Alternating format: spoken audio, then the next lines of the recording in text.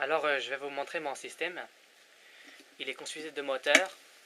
Euh, ce premier moteur qui servira de générateur, un fil 230 volts avec une faible résistance interne, et un deuxième moteur qui servira lui de moteur. Le premier moteur, je l'ai récupéré dans... Le premier moteur ici, je l'ai récupéré dans un lecteur DVD, et le second moteur, ici, récupéré dans une brosse à dents électrique. Donc le premier moteur, quand on le fait tourner, je vais poser la caméra. Alors, quand on fait tourner le premier moteur, ici, eh ben, le second moteur se met à tourner par l'énergie produite par le premier moteur qui sert en fait de générateur, ou plutôt de dynamo, parce qu'on est sous du courant continu. Donc ce moteur, donc si je le fais tourner doucement, le moteur tourne doucement ici, et si je vais tourner le dynamo un peu plus vite, le moteur tourne un peu plus vite. Je vais zoomer un peu.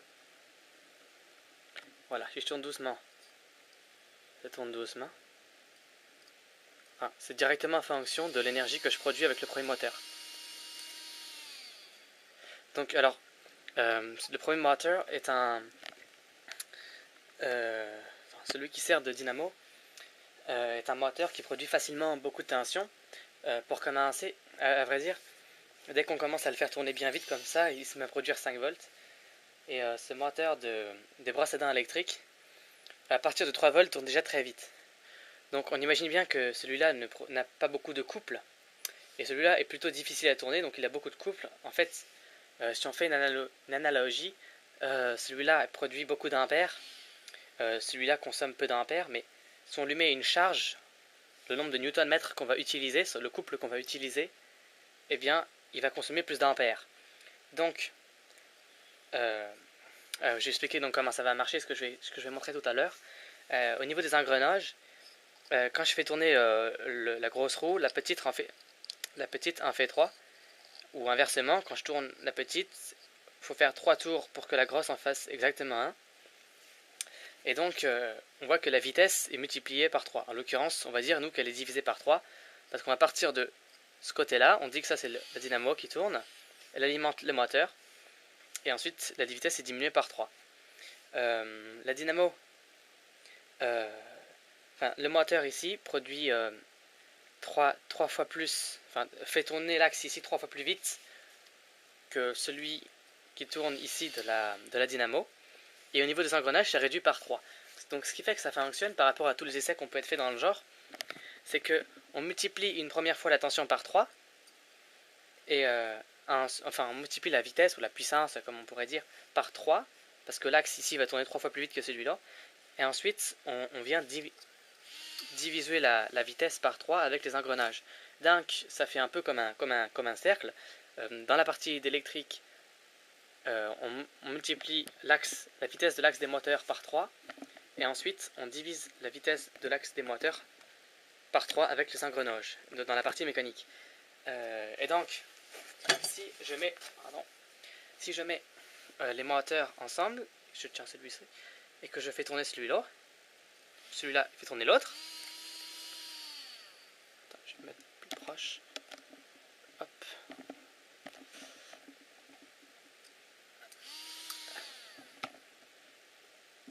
Et je fais tourner. Et si maintenant je prends celui-là et que je le relie là,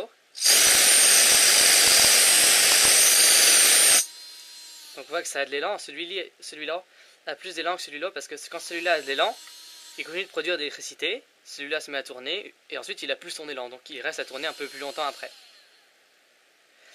Donc si je mets sur celui-là, donc les engrenages sont dans le bon sens, là ça va entraîner celui-là, et donc si j'arrête il se passe rien, mais dès que je commence à avoir une certaine vitesse, ça se met à accélérer. Et les deux moteurs, l'embout est parti, je vais essayer de le récupérer. Les deux moteurs vont se mettre à tourner l'un et l'autre. Je m'en vais chercher l'embout. C'est bon. Voilà. Ça tient pas très bien. c'est un test expérimental, j'ai pas fait beaucoup de recherches pour l'instant. Je suis pas tout à fait sûr du système, mais en tout cas ce qui compte c'est que ça fonctionne. Donc je mets celui-là et...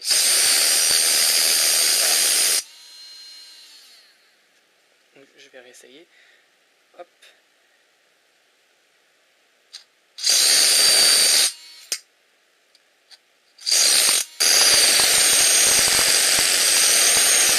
Donc l'énergie est peut-être égale à l'énergie que je mets au début. Quand je mets l'impulsion, ça met une certaine quantité d'énergie. Peut-être que la quantité d'énergie qui est conservée est égale, mais j'ai vraiment l'impression qu'il y a plus d'énergie que celle que je mets au départ. Parce que le moteur ici se met à chauffer. Et la chaleur, c'est quand même pas mal d'énergie pour faire chauffer cette surface de métal. Et je pense pas que la quantité d'énergie que je mets au début ici est égale à la quantité de chaleur qui va être sur ce moteur. Enfin, sur le moteur qui sert vraiment de moteur. Parce qu'au bout d'un moment, il se met à chauffer et on peut faire ça pendant longtemps. Encore l'embout.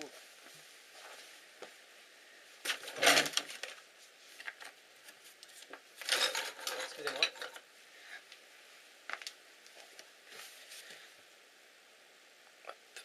Je vais tourner doucement et faire attention que l'embout se porte pas. Pardon, hop.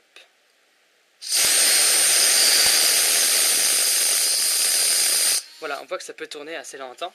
Donc au niveau, pour expliquer, je vais dire que la vitesse fait un peu comme une asymptote, c'est-à-dire que la vitesse ici, la vitesse en fonction du temps, eh ben, elle traduit une asymptote comme ça, qui se traduit à une certaine vitesse. Pardon. Elle fait une asymptote à une vitesse précise parce qu'à ce moment-là, pour cette vitesse-là, eh ben, la quantité de frottement qu'il y a à l'intérieur des moteurs est égale à la quantité d'énergie qui est entre guillemets produite ou qui reste entre les deux moteurs. Et donc à ce moment-là, il y a une équivalence qui fait que le moteur ne tourne pas plus vite et la vitesse ne s'emballe pas, ne va pas aller à l'infini. Elle va se limiter à une certaine vitesse. Et en fait, moi je voulais ajouter une DEL électroluminescente aux bornes du moteur ici, mais ça ne fonctionne pas parce que ici il faut vraiment une faible résistance au niveau du fil entre les deux moteurs, ou on pourrait aussi les mettre un fil plus petit. Enfin, il y a vraiment une faible résistance qu'il faut entre les deux moteurs et pas consommer d'énergie, sinon ça marche pas. Donc c'est vraiment que comme ça que j'ai réussi à le faire. Mais je me suis dit en fait qu'on pouvait baisser un peu la hauteur de l'asymptote, un peu comme si on faisait comme ça, et récupérer la différence d'énergie ici. Et pour ça, j'ai l'idée de mettre un générateur qui lui va utiliser l'énergie, pas quand elle est sous la forme électrique, mais quand elle est sous sa forme mécanique. C'est pour ça que j'ai créé un petit système avec une LED. C'est dans quel sens? Et quand on le fait tourner, eh ben, la LED s'allume. J'ai aussi mis une résistance de 100 ohms parce que la dernière fois que j'ai fait ce test, la LED a grillé. Et donc, voilà, on voit qu'une fois que ça a de l'élan, ça peut rester allumé un peu. Et donc, on peut voler un peu d'énergie sur la partie mécanique et descendre un peu la hauteur de l'asymptote pour que ça fonctionne. Et le test est assez sympa. Moi je vais faire ça en espérant que l'embout va pas se barrer. On fait tourner et là... Aïe.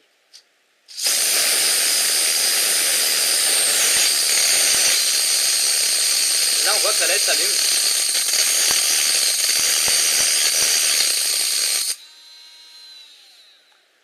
J'espère que j'ai bien visé avec la caméra. Oui voilà. Donc on voit bien que la DEL s'allume avec l'énergie. À l'intérieur, le moteur exerce une résistance parce que la force de la passe, qui correspond à la force de la bobine qui passe devant l'aimant, la force mécanique qui est volée par le moteur, par le générateur pour produire de quoi faire allumer la LED.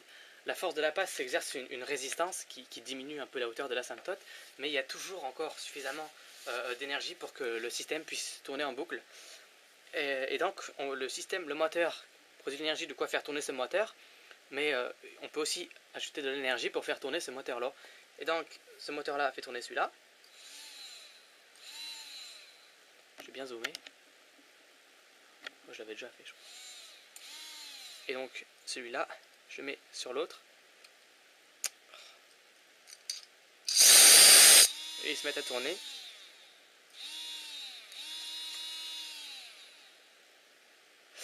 Et là, je vais bien montrer le tout. Et là, j'ai juste à ajouter le générateur.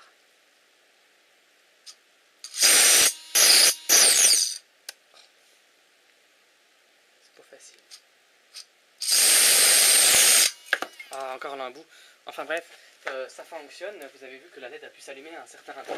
Je vais essayer de le faire une dernière fois si je retrouve l'embout. Où est-ce qu'il est? Et voilà. Hop. Donc là, les deux moteurs se mettent à tourner l'un avec l'autre et je rajoute le générateur.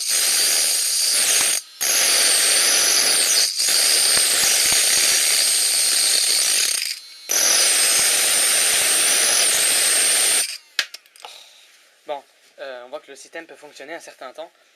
Je pense que l'énergie n'est pas égale à celle que j'ai mis au début. Pour faire tourner le système, je pense qu'il y a probablement un surplus d'énergie. Et c'est là que je me pose des questions. Et je pense que ça vient du fait qu'il y a un cercle du fait que ici, on multiplie par 3 la vitesse de rotation au niveau de l'axe, et ici on divise par 3. On n'augmente pas à chaque fois, on met pas. Si on inversait les roues ici, ça ne fonctionnerait pas. On augmente et on réduit, ça fait un cercle, et c'est pour ça que ça fonctionne. Voilà, je ferai une autre vidéo à un moment où je ferai un carton en bois parce que là c'est pas grand chose. Je ferai une boîte, une box, et dedans je mettrai tous les systèmes et je laisserai la LED qui dépasse, quoi, de façon à avoir une lampe de poche qui fonctionne tout le temps. Ça fait un peu de bruit, mais bon. Peut-être qu'on pourrait éviter d'avoir le moins de parties mécaniques possible pour perdre le moins d'énergie possible. Parce que l'énergie, il y en a moins qui se perd dans la partie électrique que dans la partie mécanique. Mais par contre, dans la partie mécanique, on peut voler l'énergie pour obtenir la LED qui s'allume. Bon, je vais rester une dernière fois, donc l'embout n'est pas perdu.